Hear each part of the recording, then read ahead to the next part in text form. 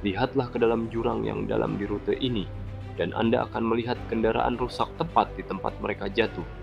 Puing-puing ini mengungkap rahasia gelap di Tiongkok Barat. Jalan raya ini memiliki tingkat kematian tertinggi di negara tersebut, sebuah gelar yang jarang diakui oleh pemerintah. Membentang lebih dari 1.300 mil dari Chengdu di Sichuan ke Lhasa di Tibet, perjalanan ini adalah deretan tebing curam dan tikungan. Anda melintasi 14 puncak gunung yang masing-masing tingginya lebih dari 1.300 kaki. Bahaya di sini sangatlah beragam. Alam menyerang dari semua sisi. Udara tipis membawa penyakit ketinggian yang menyerang pada tikungan tajam. Hujan monsun memicu tanah longsor yang mengubur seluruh konvoi dalam hitungan detik. Es musim dingin mengubah bahu jalan sempit menjadi selicin kaca. Gempa bumi mengubah rute tanpa peringatan. Perubahan-perubahan ini tidak mungkin untuk diramalkan. Seluruh bagian trotoar lenyap dalam semalam. Jalan dua jalur yang jelas saat matahari terbenam berubah menjadi tanah longsor saat fajar. Perbaikan tidak pernah berhenti memaksa kru konstruksi untuk tinggal tepat di lokasi aktif. Sementara jalan raya di Tiongkok merenggut banyak nyawa karena ketinggian pegunungan di Bolivia lebih menyukai senjata yang jauh lebih sederhana. Kesalahan langkah 2 inci saja sudah cukup. Tinggalkan komentar yang memberitahu saya dari mana Anda menonton agar saya bisa menyap.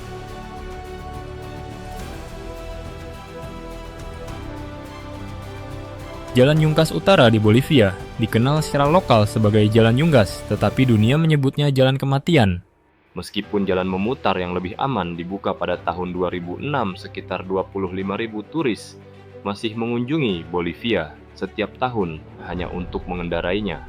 Ratusan salib kayu kecil tertancap di tanah di sepanjang rute dengan setiap salib menandai peristiwa fatal yang berbeda. Selama tahun-tahun terburuknya, antara 200 hingga 300 turis tewas di sini setiap tahun. Sebuah bus atau truk akan jatuh ke jurang kira-kira 2 minggu sekali. Lintasan ini lebarnya hanya 3 meter di sebagian besar bagian. Tebing batu yang gelap dan basah menjulang di satu sisi. Sisi lainnya menampilkan jurang yang dalam yang turun 300 meter lurus ke dalam hutan lebat. Pagar pembatas tidak ada di sini dan tidak pernah ada. Karena jurang berada di sebelah kiri ini adalah satu-satunya rute di Bolivia yang secara hukum mengharuskan mengemudi di sisi kiri. Hal ini menempatkan pengemudi tepat di atas tepi memungkinkan mereka untuk mencondongkan tubuh keluar jendela dan melihat dengan tepat di mana roda luar mereka menyentuh tebing. Ketidaksejajaran 2 inci saja memastikan jatuhnya yang mematikan. Air terjun terus-menerus tumpah ke lintasan dari atas menjaga tanah tetap berlumpur dan licin.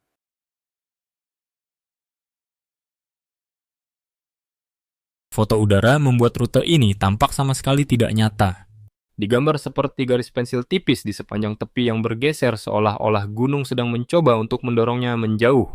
Dalam bahasa Pashto, para pelancong menyebutnya lembah kematian, menangkap apa yang terjadi ketika cuaca buruk pegunungan dan ketidaksabaran bertabrakan di jalur yang begitu sempit. Perjalanan antara Kabul dan Jalalabad di Afghanistan hanya menempuh jarak 65 mil. Ini adalah salah satu yang terpendek, namun paling menantang dalam daftar kami.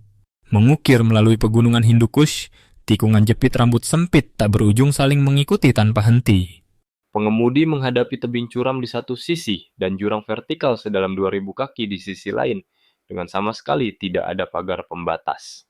Gunung ini terus bergeser dan membawa bahaya musiman yang ekstrem. Longsoran batu musim panas menjatuhkan batu seukuran mobil ke trotoar. Longsoran salju musim dingin memaksa jalan ditutup selama berhari-hari. Truk dan bus yang kelebihan beban berbagi jalur sempit. Satu kendaraan lambat dengan mudah menyebabkan kemacetan lalu lintas yang berlangsung selama berjam-jam. Mengikuti kendaraan terlalu dekat sangat umum terjadi bukan karena kecerobohan, tetapi karena tidak ada ruang sama sekali untuk menyalip. Jalanan Afghanistan sangat menghukum mereka yang tidak sabar. Namun di India, sebuah celah terpencil menutup dirinya selama 6 bulan. Dan setelah dibuka kembali, pengemudi harus berbagi rute dengan ribuan hewan.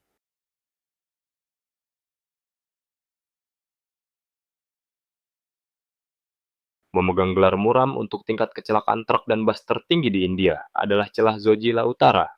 Berfungsi sebagai satu-satunya rute yang menghubungkan lembah Kashmir ke dataran tinggi Ladakh, ketepatan waktu sangatlah penting.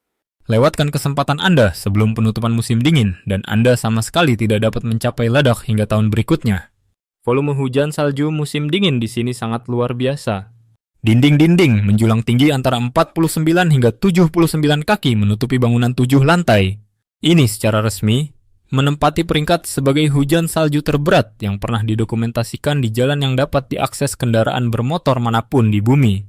Karena longsoran salju yang tiba-tiba mengubur puluhan kendaraan, hanya dalam beberapa menit celah tersebut ditutup sepenuhnya selama sekitar 6 bulan setiap tahun. Datang musim semi organisasi perbatasan India mengerahkan alat berat untuk mengukir jalur melalui tumpukan salju yang lebih tinggi dari bajak salju itu sendiri. Perjalanan menjadi lebih kacau selama musim migrasi, ketika para gembala membimbing kawanan kambing dan domba menyusuri rute satu jalur ini. Pengendara harus perlahan-lahan melewati ratusan hewan sambil membatasi jurang sedalam 2000 kaki yang sama sekali tidak memiliki pagar pembatas. Sementara India menutupi jalannya di bawah salju tebal Rusia, menampilkan jalan raya yang memanfaatkan dua senjata yang sama sekali berlawanan berdasarkan waktu dalam setahun. Dari setiap jalan berbahaya yang telah kita jelajahi sejauh ini, mana yang benar-benar akan memaksa Anda untuk berbalik dan menolak untuk mengemudi? Tinggalkan jawaban Anda di komentar.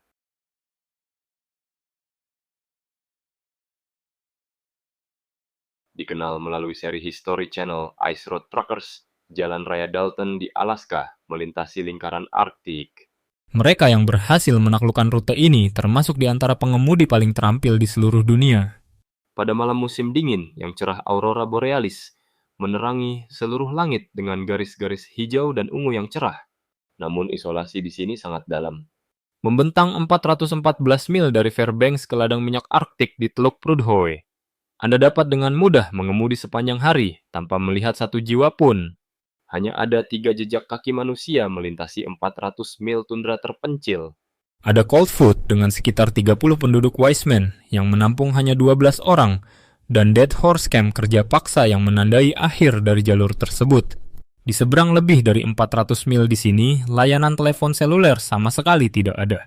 Kerusakan berarti Anda tidak dapat meminta bantuan penyelamatan. Ketika Anda melihat truk lain, Anda harus melambat menepi dan melambai. Pengemudi yang lewat itu bisa menjadi satu-satunya saksi Anda sepanjang hari.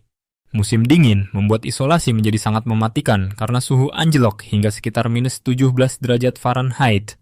Dingin yang ekstrem membuat logam padat menjadi rapuh seperti kaca dan menyebabkan bahan bakar diesel memadat. Menabrak satu lubang saja sudah cukup untuk memecahkan ban Anda secara instan. Sementara jalan Alaska ini mendorong batas ekstrem isolasi jalur kereta api unik di Vietnam, menantang hal yang sebaliknya.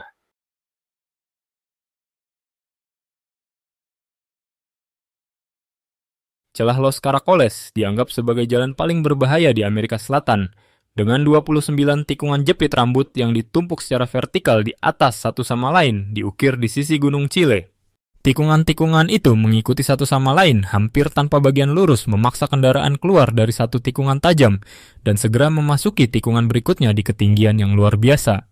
Di sisi Chile banyak tikungan di sepanjang tebing curam yang tidak memiliki pagar pembatas, namun truk berat dan bus tingkat terus menggunakan jalan sempit dan curam ini setiap hari. Celah tersebut sering ditutup karena badai salju dan longsoran salju badai hebat dapat mengubur ratusan kendaraan dan mengisolasi rute hanya dalam beberapa jam. Lanskap yang mendominasi terdiri dari tebing abu-abu tandus di dataran tinggi, di mana vegetasi hampir tidak ada karena kondisi iklim yang keras. Setelah melintasi perbatasan ke Argentina, lereng menurun secara signifikan, dan jalan menjadi lebih landai menciptakan kontras yang mencolok dalam pegunungan Transandes yang sama.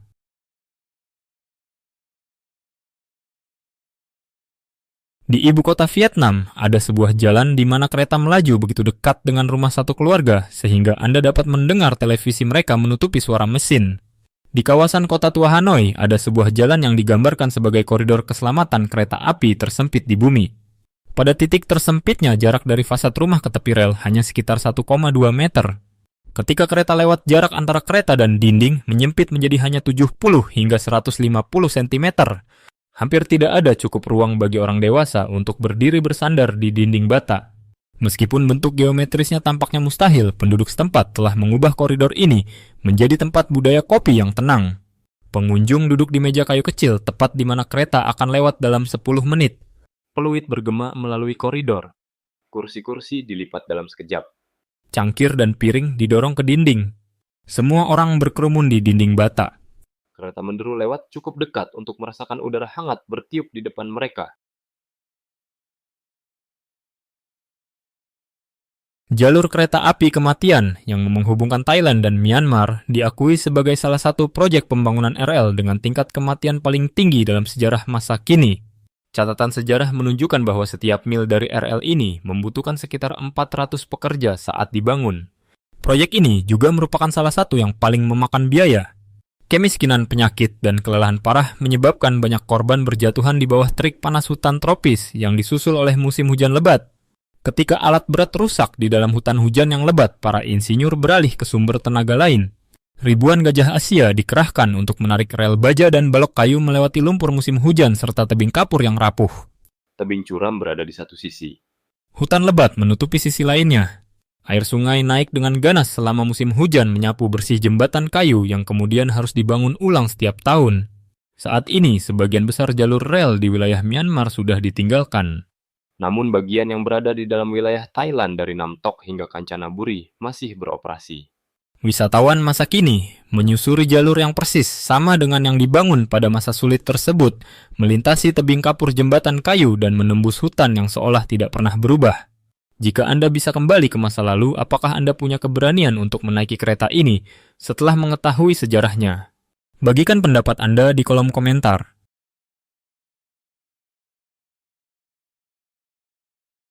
Jembatan Eshima Ohashi adalah jembatan rangka kaku terbesar di Jepang dan termasuk dalam 3 besar yang terbesar di dunia untuk jenisnya. Tempat ini juga dianggap sebagai jembatan paling menakutkan di negara tersebut karena kemiringannya yang tajam. Dari sudut pandang tertentu, jembatan Eshima Ohashi terlihat sangat vertikal seperti dinding beton yang menjulang lurus dari atas air. Kemiringan sebenarnya adalah 6,1%. Jembatan ini memegang rekor sebagai jalan raya paling curam untuk kendaraan bermotor di seluruh Jepang. Jembatan ini dirancang sedemikian rupa karena alasan yang sangat praktis. Bangunan ini harus berada 144 kaki di atas Danau Nakaomi agar kapal kargo besar dapat lewat di bawahnya. Para insinyur memiliki lahan yang terbatas di kedua sisi yang memaksa mereka untuk membangun tanjakan yang sangat curam. Saat Anda mendaki, Anda tidak dapat melihat jalan turun di sisi lain sampai Anda mencapai puncak. Hanya pada saat berada di puncak itulah Anda akan merasa seolah-olah jalan tersebut berakhir di langit.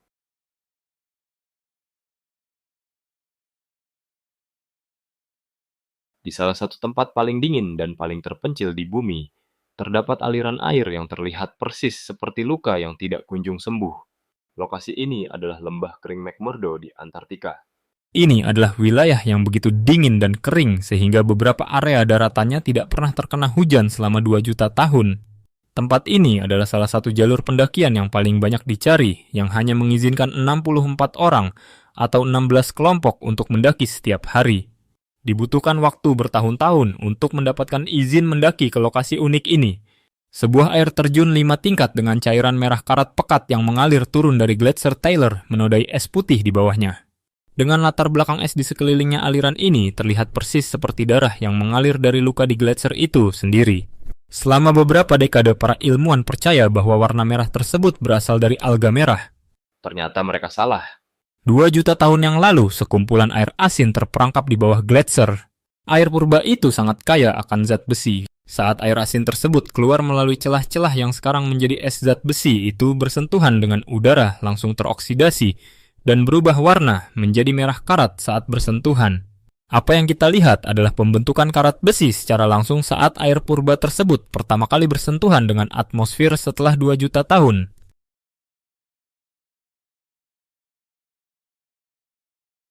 Di lembah panas bumi Selandia Baru, terdapat sebuah danau yang begitu indah, sehingga Anda pasti ingin segera mendekatinya.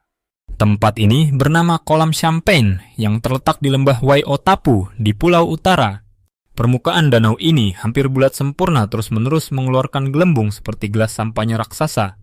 Gelembung-gelembung ini berasal dari gas karbon dioksida yang terus naik dari ventilasi di dasar danau yang dalam. Air di sini bersuhu sekitar 42 derajat Celcius, cukup panas untuk menyebabkan luka bakar dalam waktu yang sangat singkat. Namun yang membuat tempat ini indah sekaligus menakutkan adalah warnanya. Di sekitar tepi danau terdapat batas oranye cerah yang bersinar dengan latar belakang pepohonan hijau sangat memanjakan mata. Masalahnya, warna itu sama sekali tidak berbahaya. Warna itu tercipta dari zat-zat seperti antimon dan arsenik yang telah mengendap selama ratusan tahun. Menyentuhnya dapat menyebabkan luka bakar kimiawi dan menelannya dapat mengancam nyawa. Kolam Champagne telah mendidih terus-menerus selama lebih dari 900 tahun sejak letusan hidrotermal menciptakan kawah selebar kurang lebih 65 meter dan sedalam 62 meter. Air yang kaya mineral itu kemudian mengalir ke area panas bumi lain, di dekatnya mewarnai lanskap dengan belerang silika dan berbagai endapan lainnya.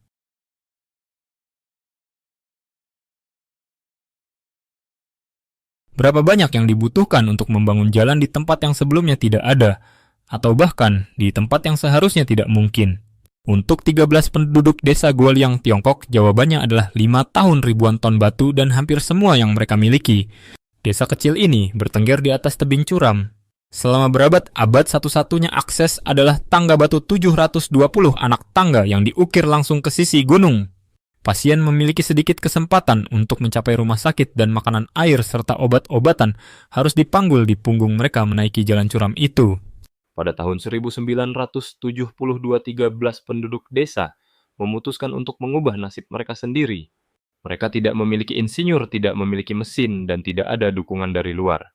Mereka hanya memiliki palu pahat dan sedikit bahan peledak yang diperoleh dengan menjual harta benda mereka yang paling berharga. Selama 5 tahun, dari tahun 1972 hingga 1977 mereka memahat gunung tersebut secara manual menyingkirkan sekitar 4.000 ton batu.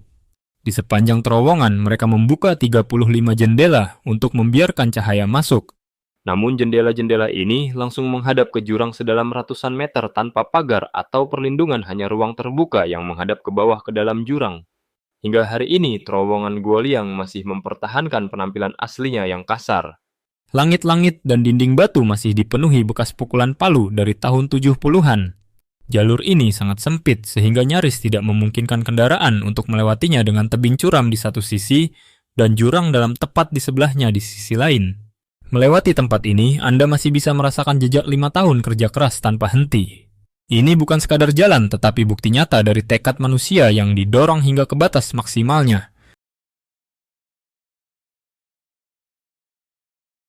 Gunung Maijishan berdiri megah seperti tumpukan jerami raksasa di provinsi Gansu, dengan lerengnya yang hampir vertikal membentang setinggi 465 kaki. Dari kejauhan tempat ini terlihat persis seperti tumpukan jerami emas yang sangat besar yang menjadi alasan mengapa gunung tersebut diberi nama demikian.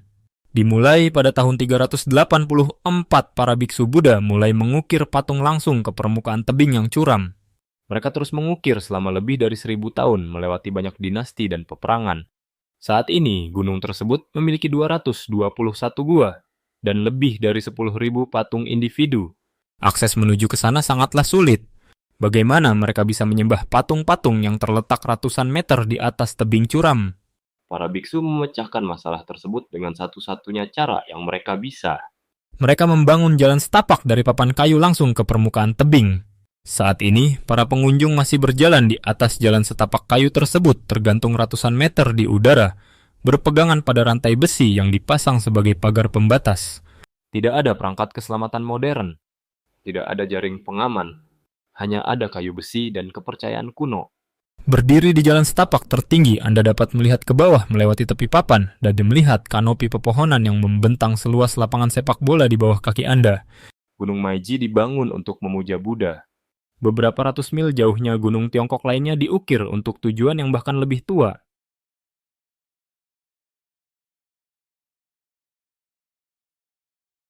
Di kanal Xochimilco, sebelah selatan kota Meksiko, terletak sebuah pulau kecil dengan nama yang membuat banyak orang merinding Pulau Boneka. Dari kejauhan pulau ini terlihat rimbun dan damai, bahkan tidak berbahaya. Namun saat perahu mendekat, semua percakapan menjadi sunyi. Di hadapan Anda terdapat ratusan boneka yang tergantung di pohon kasau dan pagar. Boneka-boneka itu tidak muncul begitu saja. Masing-masing sengaja digantung sebagai persembahan oleh pria yang tinggal dan merawat pulau ini selama sebagian besar hidupnya. Pengunjung biasanya menghabiskan waktu sekitar 45 menit berjalan di sepanjang jalan sempit di sekitar pulau. Setiap beberapa langkah sebuah boneka muncul. Ada yang menggantung setinggi mata, ada yang menatap ke bawah dari atas, dan ada yang terbaring tengkurap di tanah. Perasaan awal mungkin hanya sekadar rasa ingin tahu, tetapi semakin dalam, Anda masuk suasananya menjadi semakin berat dan sulit dijelaskan. Waktu dan alam telah mengubah mainan-mainan ini menjadi sesuatu yang sama sekali berbeda. Matahari, angin hujan, dan jamur telah membuat mereka lapuk selama bertahun-tahun. Mata mereka telah memudar, wajah mereka telah retak, rambut mereka kusut setelah banyak musim hujan. Mereka tidak lagi menyerupai boneka, melainkan saksi bisu yang mengawasi setiap langkah orang asing. Banyak pengunjung menceritakan pengalaman yang sama. Mereka datang dengan rasa ingin tahu, bahkan tawa, tetapi kemudian pergi dalam diam. Rasa tertekan yang samar tampaknya menumpuk di setiap langkah, membuat ruang terasa terdistorsi dan menyesakkan. Pulau itu tetap berada di sana, di tengah kanal-kanal Meksiko yang tenang menjaga keheningan mainan-mainannya yang terlupakan. Namun di tempat lain, di dunia, ada bangunan yang bahkan lebih menghantui, di mana bukan boneka, melainkan tulang belulang manusia yang digunakan untuk membangun seluruh kapel.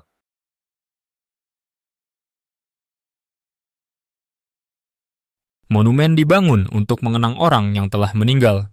Namun ada peringatan yang tidak dibangun untuk orang beriman, melainkan diciptakan oleh mereka. Tepat di luar Praha, di kota kecil Kutná Hora di Ceko, berdiri sebuah kapel gotik kecil yang disebut Osarium Sedlec. Dari luar bangunan ini tidak terlihat berbeda dari gereja Eropa biasa lainnya. Dinding batu abu-abu, Jendela kaca patri. sepi dan tua. Namun di dalamnya terdapat sisa-sisa dari sekitar 70.000 orang, dan mereka tidak dikuburkan di bawah tanah. Mereka disusun menjadi piramida tulang yang lebih tinggi dari orang dewasa, digantung dari langit. Langit oleh lampu gantung raksasa, membentuk salib piala dan tempat lilin.